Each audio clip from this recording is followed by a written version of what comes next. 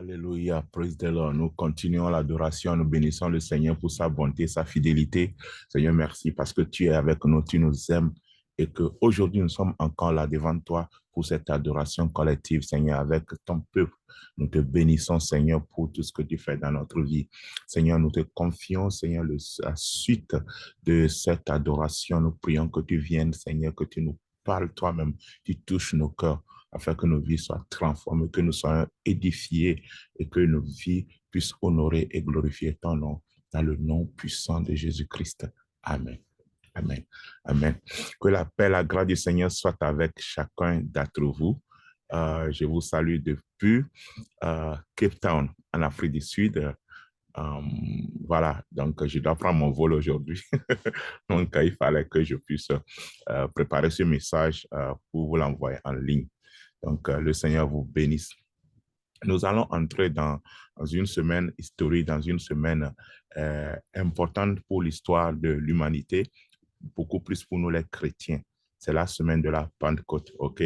Et notre Église aussi se joint au corps de Christ, que ce soit au Togo ou bien dans le monde entier, pour célébrer cette semaine historique, cette semaine qui a transformé notre vie, notre histoire. C'est la Pentecôte 2024. Donc, nous aurons nos activités, nos événements depuis à partir de ce dimanche 12 jusqu'au 20 mai. 12 au 20 mai. Ok, nous allons 8 jours, ça va faire 9 jours avec le lundi de Pentecôte, ok, dans la puissance du Saint-Esprit. Et tout au long de cette semaine, nous allons aborder le thème stipulé, le Saint-Esprit, la source de notre exploit divin.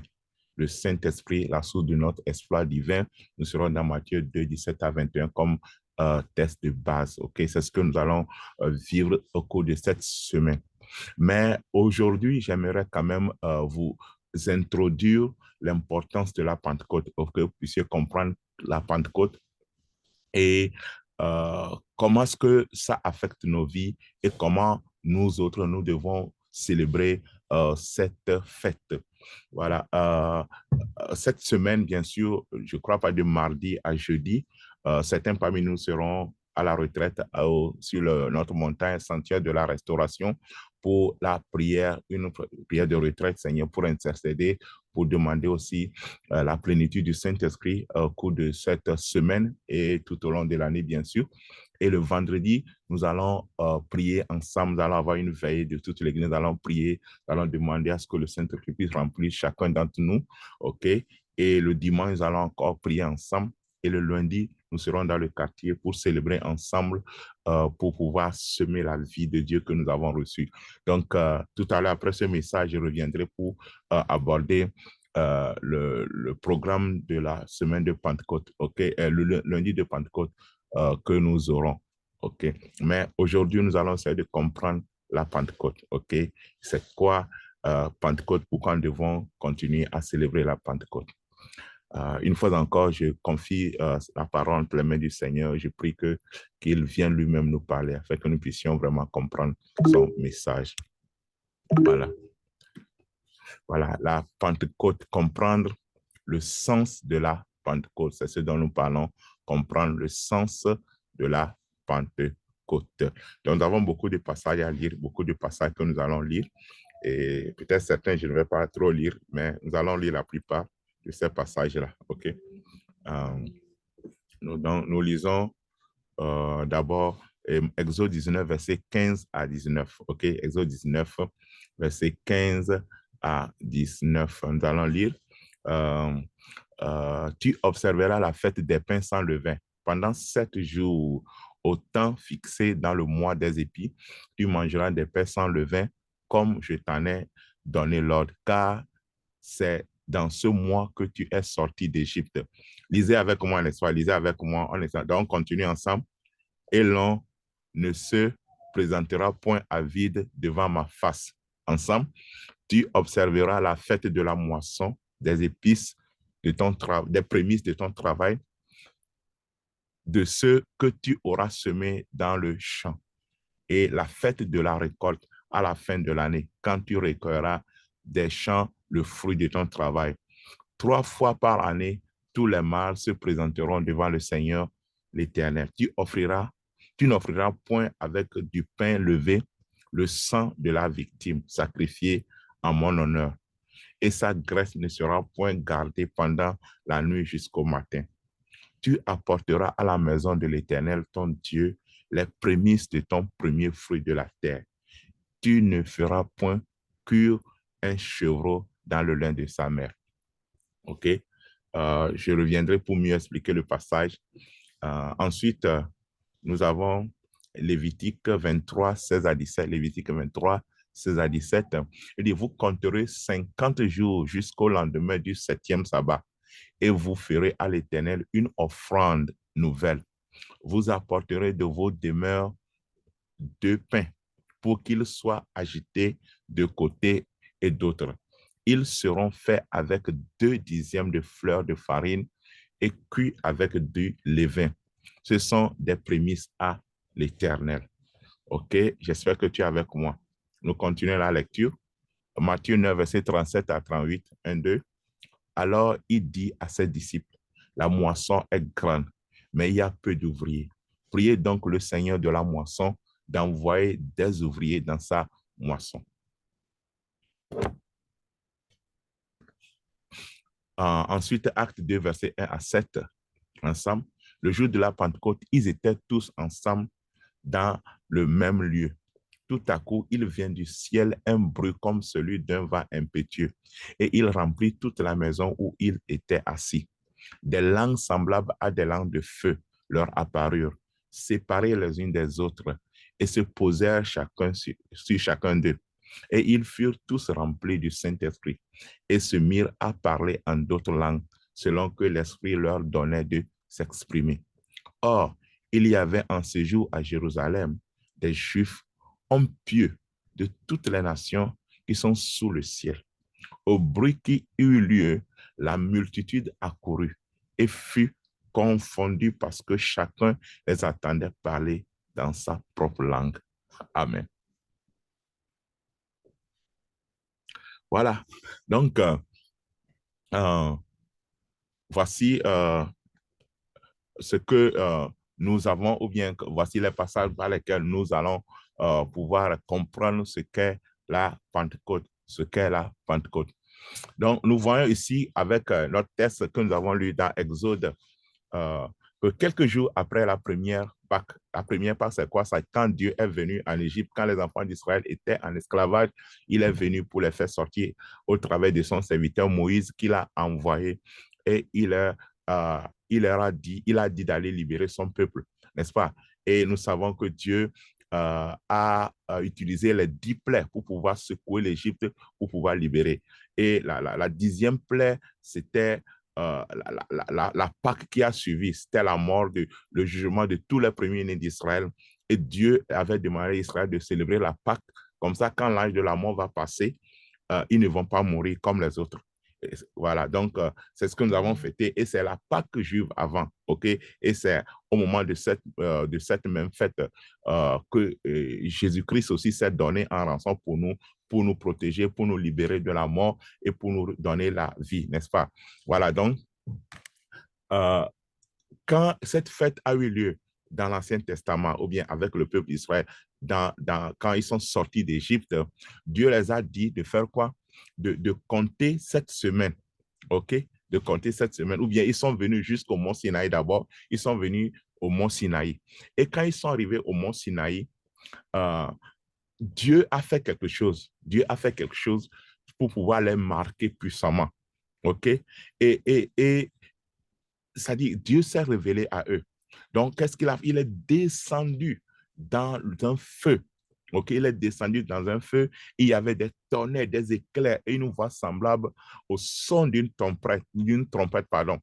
Et tout ceci était des événements qui ont précédé le don des 10 commandements à Moïse et que le peuple devait utiliser pour pouvoir être différent des autres nations. Donc, Dieu s'est révélé. Peut-être on peut lire le passage ensemble. OK? D'abord, le 3e jour, au matin, il y a eu des tonnerres, des éclairs et une épaisse nuée sur la montagne. Le son de la trompette retentit fortement et tout le peuple qui était dans le camp fut saisi d'épouvante. Moïse fit sortir le peuple du camp à la rencontre de Dieu. Et ils se plaçèrent au bas de la montagne. La montagne de Sinaï était tout en fumée parce que l'Éternel y était descendu au milieu du feu. Cette fumée s'élevait comme la fumée d'une fournaise et toute la montagne tremblait avec violence. Imaginez un peu la scène. Alléluia. Et imaginez un peu cette scène. Donc, Dieu s'est révélé dans une fumée, dans un feu qui fait trembler la montagne pour pouvoir donner les commandements au peuple d'Israël pour qu'il voit sa grandeur. OK? Voilà.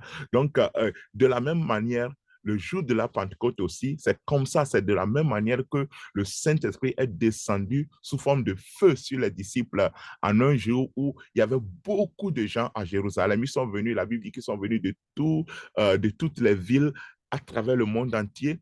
Et ce même jour, c'est le jour de la Pentecôte juive, OK? Donc, parce que les enfants d'Israël se sont rappelés cette fête-là. Et de la même manière, le Saint-Esprit est venu. Donc, cette même histoire, la façon dont c'est rapporté dans le livre des Actes, ça ressemble un peu à ce qui s'est passé sur le mont des Sinaï. Donc, les deux événements-là sont similaires. Okay? Il y a eu un bruit d'un vent rugissant puissamment, okay? Un vent impétueux, des langues de feu descendues du ciel.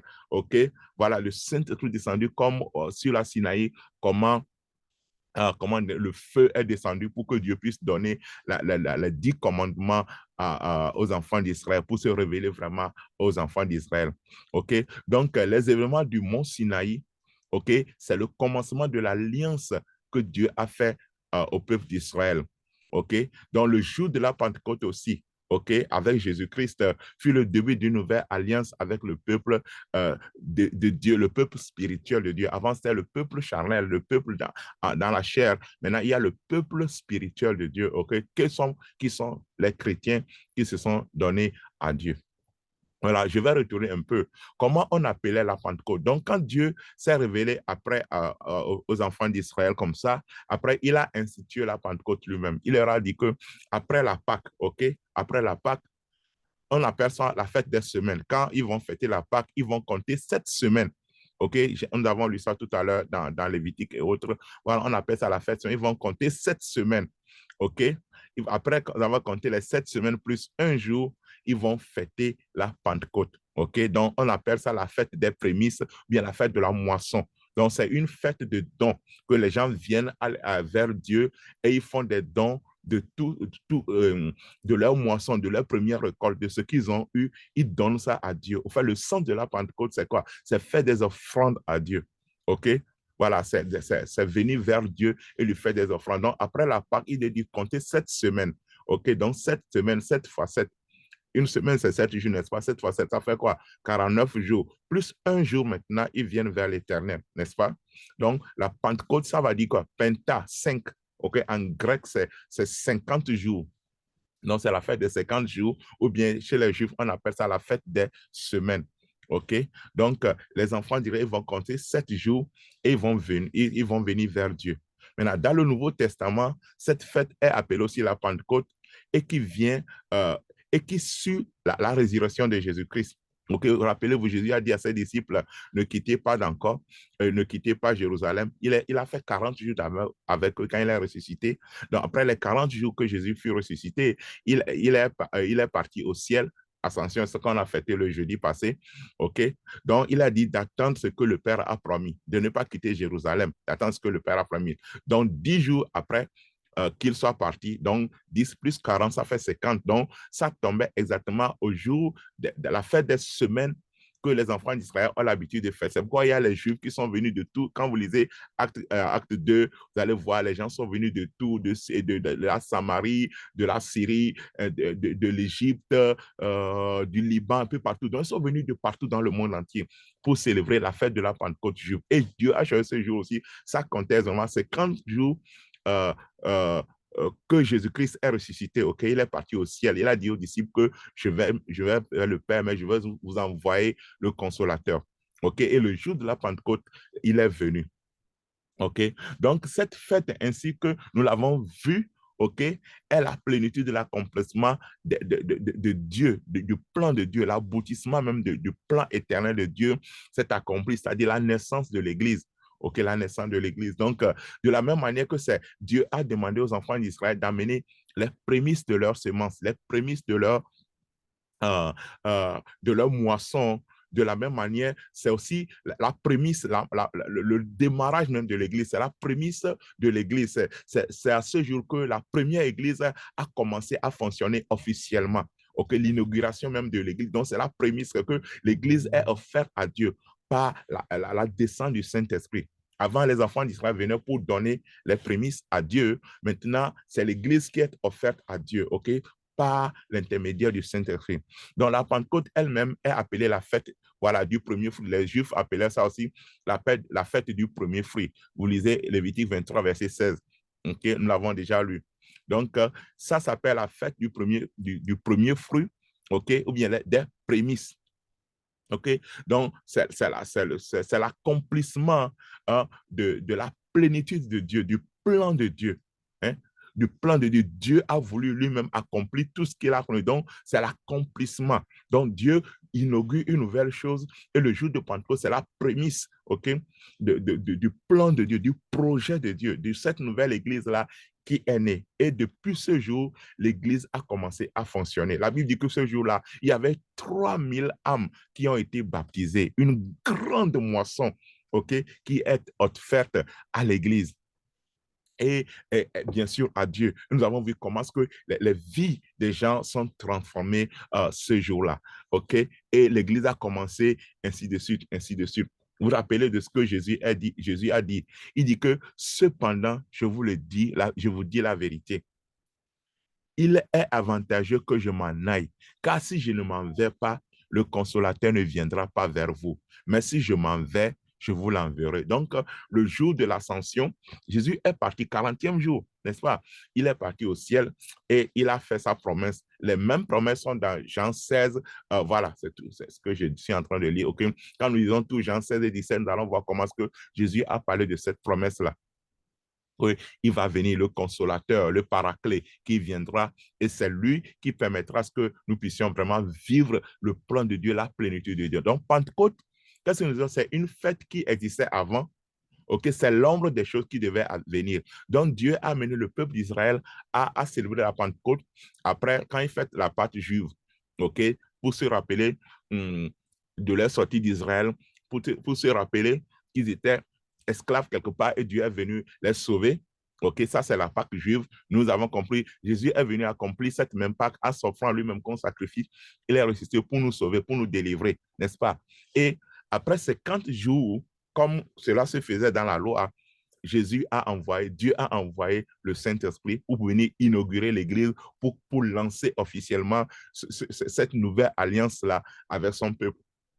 Et que nous sommes le peuple de Dieu. L'Église est née le jour de la Pentecôte. C'est vrai qu'il y avait des mouvements de prière qui étaient là, qui préparaient, mais la Pentecôte, l'Église est née officiellement et elle est présentée au monde. Et il y avait des miracles qui sont produits ce jour-là et 3000 âmes se sont données à Jésus-Christ.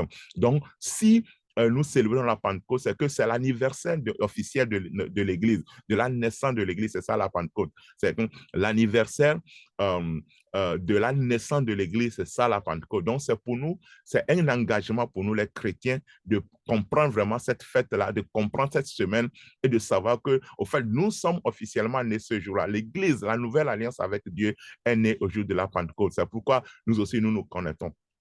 Maintenant, qu'est-ce qui a permis que, ou bien qu'est-ce que Dieu a choisi d'inaugurer ce jour-là? C'est la venue du Saint-Esprit. Sans le Saint-Esprit, il n'y a pas d'église. Sans le Saint-Esprit, il n'y a pas de vie chrétienne. C'est la puissance de Dieu qui intervient dans notre vie pour pouvoir nous amener à vraiment être des enfants de Dieu spirituels. Parce qu'il a dit, vous allez recevoir une puissance. Quand le Saint-Esprit va descendre sur vous et vous serez mes témoins. N'est-ce pas? Les témoins, c'est le peuple de nous, c'est nous qui prouvons que Dieu existe et qu'il n'a pas oublié l'humanité et qu'il a décidé de racheter l'humanité et quiconque croit à lui, quiconque se donne à lui, il y aura la vie éternelle. Nous sommes les témoins parce que nous avons la vie, nous avons accepté Jésus-Christ et nous avons cette vie. Donc, c'est pourquoi nous sommes très heureux, nous sommes très, très, très heureux que la puissance de Dieu que s'est révélée à nous. Et aussi cette semaine, nous allons vivre cette puissance-là, notre anniversaire, l'anniversaire de notre Église, ok? L'Église universelle, l'Église de Jésus-Christ, ok? Qui est plus grand que notre petite Église, notre famille d'Église. La grande Église de Dieu, elle est plus grande que nous. Et nous célébrons cet anniversaire. Et aussi, nous allons voir ce que nous allons faire chez nous. Donc, je disais que l'agent même de la Pentecôte, l'agent de la Pentecôte, c'est le Saint-Esprit. OK? Et nous allons voir qui est le Saint-Esprit, comment est-ce que le Saint-Esprit a œuvré tout ce temps-là. OK? Donc, le Saint-Esprit et la Pentecôte. Nous allons voir les perspectives historiques. OK? C'est que j'ai voulu que vous compreniez. Donc, c'est un peu intellectuel, un peu enseignement de haut niveau, mais je prie que vous puissiez vraiment comprendre, n'est-ce pas? Voilà. Donc, quelles sont les perspectives historiques? OK? Il y a Joël 2, versets 28 à 29, OK, qui a parlé de ça. Ézéchiel 36, verset 26 à 27, qui en a parlé. OK? Il y a Jean 7, verset 38, 39 aussi, qui en a parlé. Jean 14, verset 16, Jean 14 à 16 plutôt, les chapitres 14 à 16 aussi, qui en ont parlé. Acte 1, OK? Voilà, donc ça c'est l'historique, ça c'est avant le Nouveau, comment dire, Joël et Ézéchiel, c'est l'Ancien Testament, et à partir du Nouveau Testament, Jésus en a enseigné. Après sa mort, sa résurrection, Acte aussi a parlé du Saint-Esprit, et en Acte 2, cette promesse s'est réalisée. OK, la promesse du Saint-Esprit s'est réalisée dans le livre des Actes 2. Et le verset 11 à 15, nous avons vu comment est-ce que le Saint-Esprit a continué à œuvrer dans la vie des gens. OK? Voilà. Donc, quand nous voyons Joël 2, verset 28 à 29, il dit, après ce jour-là, OK? Après cela, je répandrai mon esprit sur toute chair. Vos fils et vos filles prophétiseront, vos vieillards auront des songes et vos jeunes gens des visions. Même sur les serviteurs et sur la servante, dans ces jours-là, je répandrai mon esprit. Donc, la promesse, c'est que Dieu dit que quand ce jour va arriver, il va répandre son esprit, l'esprit de Dieu, sur toute chair. Les filles et les fils vont prophétiser, les vieillards auront des songes, les jeunes gens auront des visions. Donc, ça dit que quand le Saint-Esprit descend, il transforme des gens ordinaires à des personnes extraordinaires qui sont connectées à Dieu et qui ne vivent plus pour eux-mêmes, qui vont commencer par vivre pour Dieu parce qu'ils reçoivent des songes de Dieu, ils reçoivent les prophéties de Dieu. Et ils se donnent entièrement à Dieu. Ils prophétisent de la part de Dieu de ce que Dieu va faire. Ça, c'était la promesse. Dans Ézéchiel 36, versets 26 à 27, il dit, je vous donnerai un cœur nouveau et je mettrai en vous un esprit nouveau. Je jeterai votre corps, je jeterai de votre corps le cœur de pierre et je vous donnerai un cœur de chair. Je mettrai mon esprit en vous et je ferai en sorte que vous suiviez mes ordonnances et que vous observiez et pratiquiez mes lois. Donc, Dieu a promis que quand ça va arriver, il va faire quoi? Il va enlever notre cœur de pierre et il va mettre en nous un esprit nouveau. Cet esprit nouveau, c'est le Saint-Esprit. C'est lui qui convainc du péché. C'est lui qui nous aide à nous repentir, à revenir vers Dieu, à accepter Dieu, à décider de devenir des enfants de Dieu. C'est le Saint-Esprit. OK? Voilà, donc, ce sont là les perspectives historiques. OK? Donc, Jean 7 et Jean 15, je vais revenir sur ça. Acte 1, voilà. Voilà. Jean 7, 27, 38, 31. Celui qui croit en moi, des fleuves d'eau vive couleront de son sein. Comme dit l'Écriture, il dit cela de l'esprit que devrait recevoir ceux qui croiraient en lui. Voyez, non, l'esprit que va recevoir ceux qui croiraient en lui. L'esprit n'était pas encore parce que Jésus n'avait pas été glorifié. Donc, nous voyons que Jésus il préparait les gens à recevoir le Saint-Esprit. OK? Dans le verset 38, il dit, celui qui croit en moi, des fleuves d'eau vive. OK, c'est la même version. OK? Il dit cela de l'esprit que devaient recevoir ceux qui croiraient en lui, car l'esprit n'était pas encore, parce que Jésus n'avait pas été glorifié. Voilà, ça c'est une répétition. Sorry.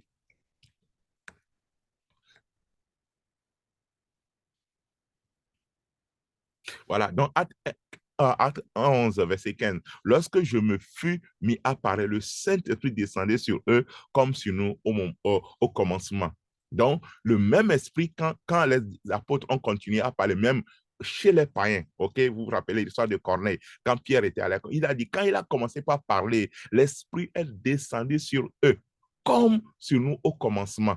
Ok, donc le Saint-Esprit est libéré, et pas seulement sur les Juifs qui étaient là, mais aussi sur les païens. Quand ils ont reçu le message de l'Évangile, l'Esprit est descendu pour pouvoir les convaincre, pour les amener à changer, à devenir des enfants de Dieu. Donc la Pentecôte, c'est que le Saint-Esprit descend sur nous pour nous faire de nous pleinement des enfants de Dieu. Ok, nous qui avons reçu Jésus-Christ, nous pouvons maintenant entrer dans le projet, dans le plan de Dieu et vivre la plénitude.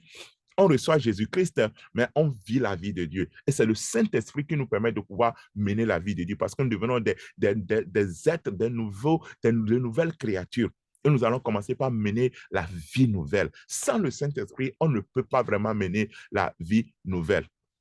Et on ne peut pas vraiment mener cette vie nouvelle. Donc, c'est pourquoi il est important que quand nous célébrons la Pentecôte, nous devons penser beaucoup plus au quoi? Au Saint-Esprit. La venue du Saint-Esprit dans le monde, ce que le Saint-Esprit est venu faire avec nous. Voilà, donc maintenant nous allons voir les ministères du Saint-Esprit. OK? L'événement de la Pentecôte, comment est-ce que, quel ministère le Saint-Esprit a fait? Nous allons voir les ministères du Saint-Esprit avant la Pentecôte et les ministères du Saint-Esprit après la Pentecôte. OK? Avant la Pentecôte, qu'est-ce que le Saint-Esprit a fait? Il était à la création. OK? Il a aidé à la création. OK? Il donnait des révélations aux gens. OK? Il a permis la régénération. Et il a permis aussi le revêtement de puissance. Nous avons vu que les gens, par exemple, Saül, l'Esprit de Dieu est venu sur lui, OK? Et il est devenu autre personne. Il a commencé par Samson, l'Esprit descend sur lui et il fait des miracles. OK? Voilà, le Saint donne des révélations aux gens, OK, de la part de Dieu. Donc ça, on voit son œuvre avant la Pentecôte, ça, dans la vie des enfants d'Israël, ainsi de suite. Maintenant, après la Pentecôte, le Saint-Esprit continue, la création est déjà faite maintenant, mais il continue cette œuvre de révélation. Ok, c'est lui qui nous révèle qui Dieu est, c'est lui qui nous permet de pouvoir comprendre Dieu et de nous donner pleinement à Dieu. Ok, l'Esprit de Dieu continue la même chose. Il y a aussi la régénération. Le Saint-Esprit va nous régénérer, va nous permettre de pouvoir nous repentir pour revenir à Dieu. Il y a aussi le revêtement de la puissance qui est là. Le acte 1 dit que vous recevez une puissance, le Saint-Esprit survenant sur vous et vous serez mes témoins. Donc, il donne la puissance. OK? Voilà, donc, avec ça, nous allons voir, nous allons comprendre maintenant les 8 ministères du Saint-Esprit. OK? Le Saint-Esprit a fait 8 ministères. Aujourd'hui, je ne vais pas parler de ça. OK? Je vais juste m'arrêter ici et nous allons prier. Et nous allons, et aussi, je vais partager avec vous le défi de l'évangélisation de lundi de Pentecôte, ce que nous devons faire, ce que nous aussi nous devons semer dans ce quartier, ce que nous devons aussi offrir dans ce quartier, comme Dieu aussi nous a offert, le Saint-Esprit nous offre à Dieu. Nous aussi, nous allons sortir dans ce quartier pour offrir la vie de Dieu aux gens dans ce quartier le lundi de Pentecôte. OK? Voilà, donc, quels sont les 8 ministères du Saint-Esprit? Donc, dans la vie du croyant, il y a 3 phases. D'abord, avant la conversion, le Saint-Esprit produit ce qu'on appelle la conviction. OK, c'est lui qui nous convainc de pouvoir savoir que nous sommes des pécheurs et nous avons besoin vraiment de Dieu, nous avons besoin du salut. OK, c'est ça ce que le Saint-Esprit fait. Ensuite, à la conversion, il y a, voilà, 5, 1, 2, 3, 4, 5 que le Saint-Esprit fait. D'accord? La régénération, quand nous avons la conviction, il nous régénère. Il y a la scellation, il nous scelle. Nous allons parler de ça. À l'habitation, le baptême, il nous offre les dons. Et après la conversion, qu'est-ce que le Saint-Esprit fait? L'illumination et la plénitude, ce qu'on appelle le baptême du Saint-Esprit, ainsi de suite. OK? Aujourd'hui, je ne parlerai pas de ça, mais cette semaine, chaque jour, nous allons parler à partir de demain, nous allons parler de la conviction. Mardi, nous allons parler de la régénération. Le mercredi, la scellation, l'habitation, le baptême, les dons. Donc, chaque jour, nous allons découvrir un aspect du Saint-Esprit dans notre vie. Et comme ça, tout au long de cette semaine, nous allons comprendre pleinement ce qu'est le Saint-Esprit. Vendredi, nous allons beaucoup prier ensemble. OK? Dimanche, nous allons aussi prier. Et lundi, nous allons offrir. OK?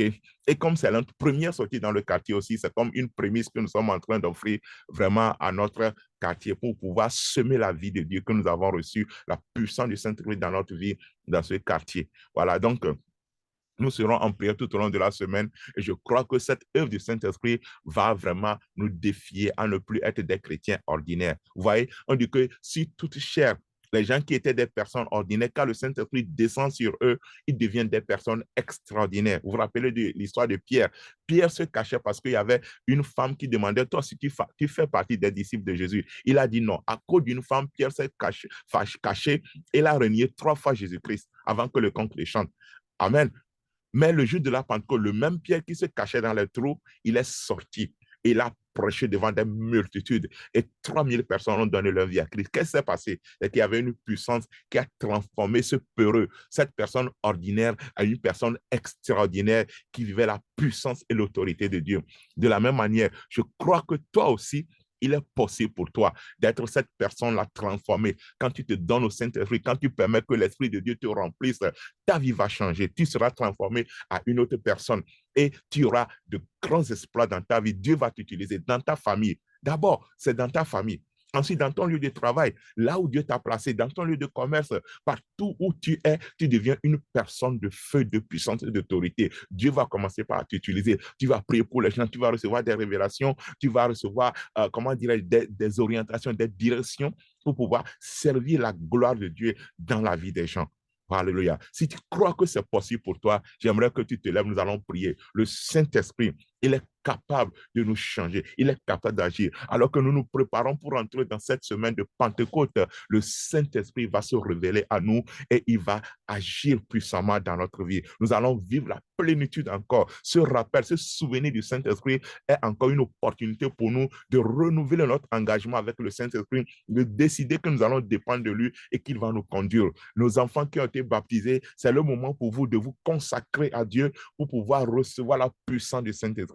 Ceux qui peuvent jeûner, nous vous défions de jeûner cette semaine, ok? Et priez que Saint-Esprit, remplis-moi. J'ai besoin de toi dans ma vie. Alléluia. J'ai besoin de toi. Remplis ma vie. Que je sois vraiment un instrument que tu vas utiliser pour ta gloire. Dans mon école, dans ma maison, partout où je serai. Saint-Esprit, utilise-moi. Lève-toi, comment pas bénir le Seigneur, comment pas le glorifier. Le Saint-Esprit est là. Le Saint-Esprit est là. Alléluia. Voilà. Donc, merci. Le groupe d'adoration va continuer avec la chanson avec nous et vous allez continuer la prière avec la puissance du Saint-Esprit qui va descendre sur vous et faire la différence dans le nom puissant de Jésus-Christ. Amen. Amen. Amen.